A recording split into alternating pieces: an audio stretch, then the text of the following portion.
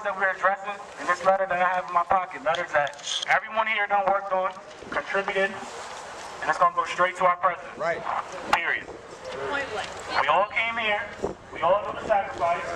We ever didn't care. The reason why we didn't care is because everyone here pays for Hampton. That's a fact? That's a fact.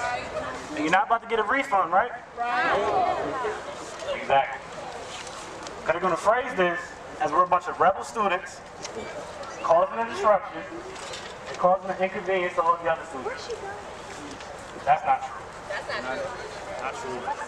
In the vein of student activists before them, Hampton University students took to the streets recently.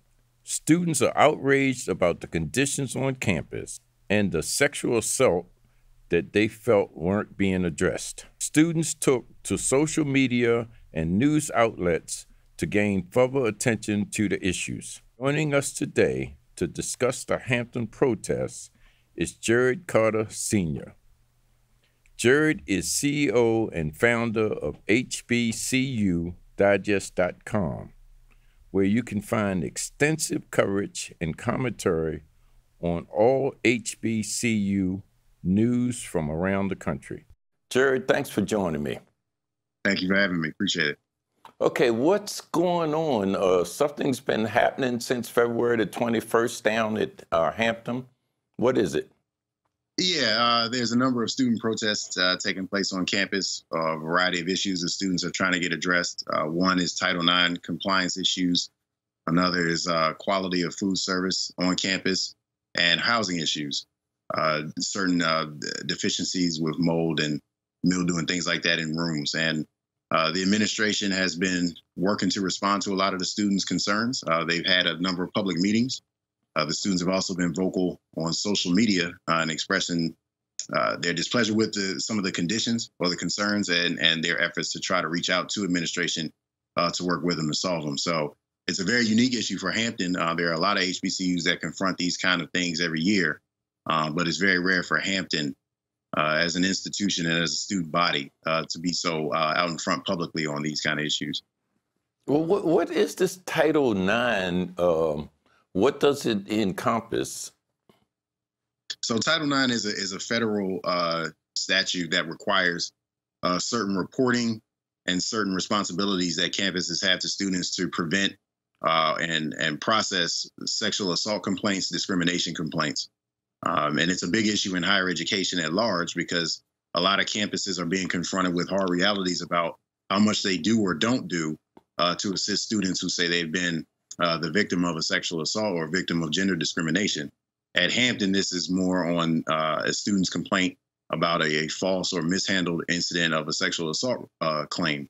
Now, this was something that wasn't formally reported to the institution, that a number of outlets have reported that, but it speaks to a culture of specifically women not being willing to tolerate institutions or cultures that would seek to stifle reporting of sexual assault, sexual harassment, gender harassment, or gender discrimination, and just making sure that the school is accountable. And that's something that the school, on its part, has said, you know, we've always done a good job. We're going to continue to try to make it better for all students to feel welcome and safe on campus. Well, I understand part of that Title IX also involves orientation. I understand the students are saying they're not being properly orientated to what might be consent or a violation of consent. Yeah, that's something that's been a frequent complaint for a lot of HBCU students and a lot of students, period, at college and universities, black or white. And the truth of the matter is that the university can dedicate resources in class and outside of class to letting students know the definitions of consent, what rises to the level of a sexual assault, what are the venues through which you can report it, what you expect when you do report it, and what is the responsibility of the school to make sure it's processed and prosecuted to the fullest extent of campus student governance laws and also the laws of individual jurisdictions. I saw some pictures that looked like there was mold that had been years old. Why is that happening? I mean, it's hard to dictate if a picture is what it claims to be. A lot of times you can get pictures off the internet, but let's assume that the pictures that were being published online were accurate and depicted what was currently going on in Hampton. It's something that the students, if they reported it, that I'm sure the university is taking steps to remediate and remove. It's not something that is impossible to happen or something you could prohibit. Hampton, if you've ever been down there, is a school that's surrounded by water on 3 sides. So there's always going to be moisture in the air. There's always going to be an issue with water potentially collecting in residence halls and classrooms. But when you look at the reporting and some of the measures that Hampton has published to say, here's how we're going to help and work with the students in response to these things, they're talking about, you know, the way that you can report mold, the steps that are taken to remediate it, and where students can be placed if more extensive work needs to be done. Okay. I also noticed that there's some of the complaints covered the food in which the way it was prepared or served or so on. What's the situation with the food there? You know, when you're serving hundreds and potentially thousands of students, sometimes there can be an issue with the food, and that's not, you know, neglect on the part of the staff, or it's not intent on the part of the university to serve low quality food. Sometimes that just happens in mass production. But again, Hampton has, you know, to its credit, you know, assembled a task force of students, Student Government Association, working with, you know, fraternities and sororities and other student organizations on campus to address, hey, how can we make the food better? But at the end of the day, I think what is most important to underscore is that Hampton students get a lot of credit because in their effort to get these things corrected, they're doing it the right way. They're not cussing out administrators. They're not putting them on full blast and saying, I don't want to go to Hampton or nobody come here. They're still taking a lot of pride in their institution. They're still just saying, you know, let's make the institution better. And on the other side, the administration is doing the same thing. They're applauding the students, you know, for using their constitutional rights to get their concerns out there, taking the proper channels to speak with the president and vice presidents and associated managers in each of these divisions. So I think it's something that in short order is going to get fixed. But I would say that it is something that a lot of campuses, black and white, are going to have to be concerned about. In a lot of ways, it's a repeat of the civil rights movement. We had a lot of students that were going off campus to protest injustice in the streets. And once that work was done or seemingly done, they came back to protest injustice that seemed to be taking place on campus. So, you know, the more things change, the more they stay the same. And this appears to be a situation where Hampton just happens to be in the news this week for something that we've seen playing out over years. Oh, well, and I'm sure this is probably not something that the university administration can take care of, but I noticed one of the complaints was that it seemed like the students were bored to death because there's nothing to do on off-class hours. Is that a concern there also?